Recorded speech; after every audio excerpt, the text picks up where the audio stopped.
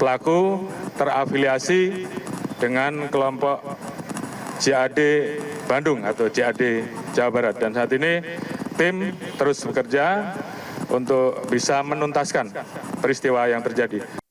Syedaralun, Kepala Satuan Pembinaan Masyarakat atau Kasat Binmas Kepolisian Resor Kota Besar atau Polrestabes Bandung, AKBP Sutori mengungkap kronologi meninggalnya Aibda Sofyan. Aibda Sofyan meninggal dunia akibat ledakan bom di Polsek Astana Anyar, Kota Bandung, Jawa Barat pada Rabu 7 Desember 2022. Ia merupakan petugas yang menghadang pelaku bom bunuh diri ketika ingin masuk ke Polsek Astana Anyar. Ia menjadi korban dalam teror bom bunuh diri yang dilakukan Agus Sujatno alias Agus Muslim yang terafiliasi dengan kelompok Jamaah Ansarud Daulah atau JAD Bandung.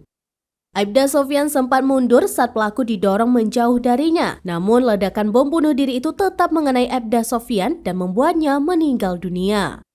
Seorang mantan teroris, Robi Rubiansyah alias Abu Askar, menjelaskan alasan aparat penegak hukum dijadikan target oleh kelompok JAD. Ia mengungkap di mata kelompok JAD, sebuah negara yang tidak menggunakan asas Islam akan dipandang sebagai musuh Islam. Mantan tersangka kasus bom Kedutaan Besar Myanmar 2013 ini mengatakan aparat penegak hukum menjadi target JAD karena membela negara yang tidak berasaskan Islam dan dipandang sebagai penolong sistem setan.